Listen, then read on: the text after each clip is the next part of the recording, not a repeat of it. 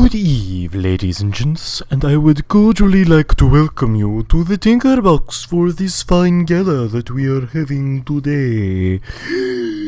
Okay, let's get down to business, and what we are working on today is something I think is kinda neat. It has limited uses, but I love me some of it because just let me love it. Don't question me, I love it, and that's okay. We just love things sometimes. And what is it that I love? It's a day-night detector. I heard of day-night detectors, and I was really curious about how they work, so I went and looked them up, and this right here is Ethos day-night detector, which works great, but I found it redstone-wise overly expensive and overly complex. I figured there was an easier solution to one that would be more resource friendly for survival and simpler for the average redstoner to understand.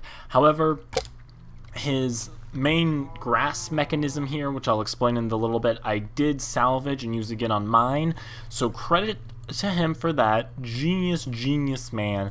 I'll hopefully remember to link his video in the description, and I'll probably remember it like 2 days after I post this video, so if you're watching it the day it got uploaded and it's not there yet, shoot me a comment and be like, "Hey, Shadow Studios 9, you forgot to put in Ethos video." So anyway, we're going to get to this, and this is my simplified and resource cheaper version of Ethos Day-Night Detector. So the first thing I'm going to do is prove that it works, and I'm going to set the time to 90/time. Set. No, that says set night. There we go. Alright, now, while we're waiting for this to happen, I'm going to explain how it works. Grass only dies under... Whoa, it just went off. And you can see, if you're paying attention, that little redstone thing switched.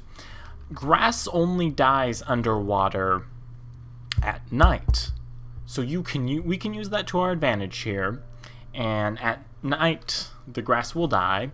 And we've talked about these in previous videos. You can use a block update detector. That would be a BUD, bud switch, or bud flop in this case, will detect that that block has changed and send out a redstone current because of it.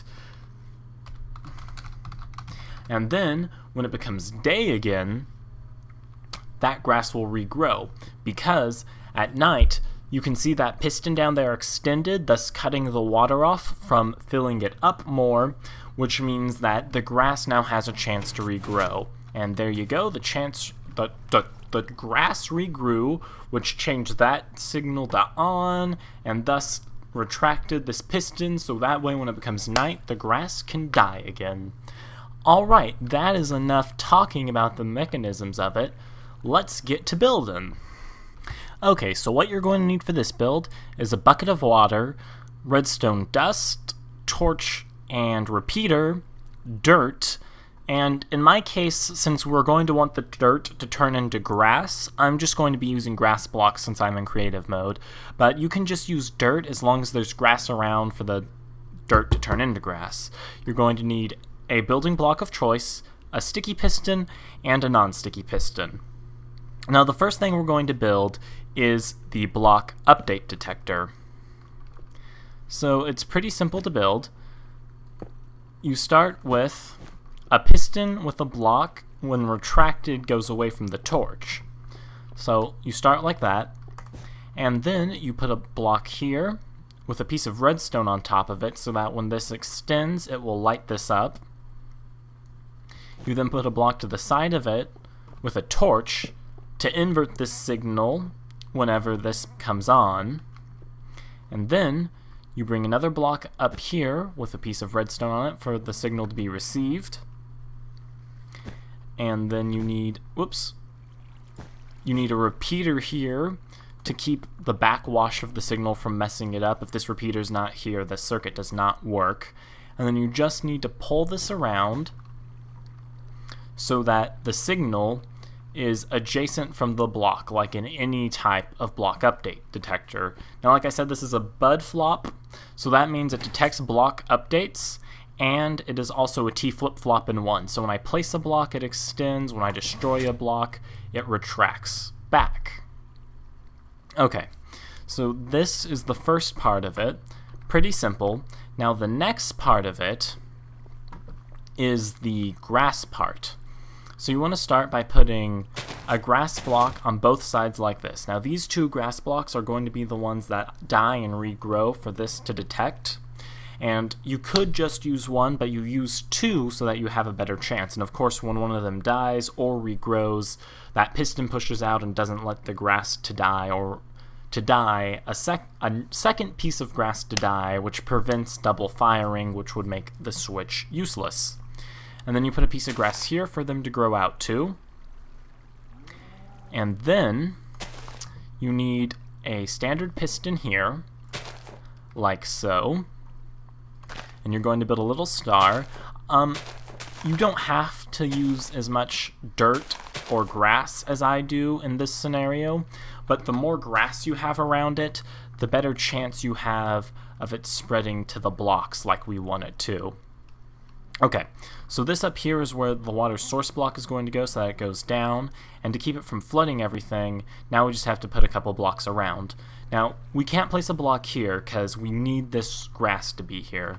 So we'll just do that and put a block there, and then put two grass blocks like this adjacent to it. So you have 1, 2, 3, 4 grass blocks that can spread to it. Then we come over here and we pull these grass blocks out, and then do the same over here so that we have a completely concealed compartment for the water to go in. And then you want to come down here and place a little corner of grass like that to help the grass spread to this one, similar how we did over here. You don't need this last, you don't need this last piece, you just need these two, so it looks like this on both sides. Now after you've done that, you put the water in here. Fabulous. Now see, during the day this piston needs to be retracted. So if while building this you triggered the block update detector the wrong number of times, what you can do is you can put a redstone repeater under it, and this changes every time you right click it. So you could click it once and then destroy it, and then it would be on a different setting than it was previously. Okay, so now that we have this piston here, we of course have to get a signal to it. So what I like to do is I like to take a repeater and do it like that, and do a block behind it to give it a signal. And then I just put a couple of blocks down like so. Redstone, redstone. And you see that it's extended, which means it's in the wrong position. It's supposed to be retracted during the day. So we're going to go under here, put this under, tick it once, and then destroy it.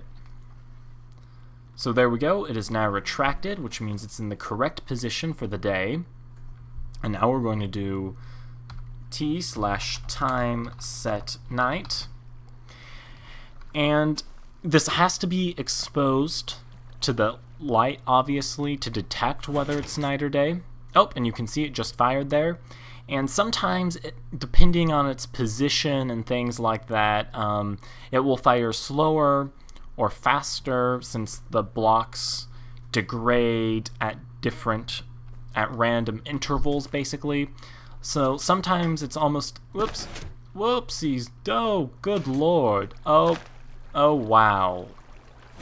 Okay, that was atrocious. I just destroyed my machine by accident. I clicked the wrong button, and yeah, I need to fix that really quickly. There we go. Okay.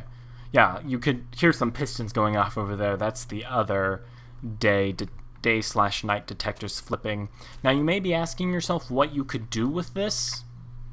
What could you possibly do with this? And there's a couple things.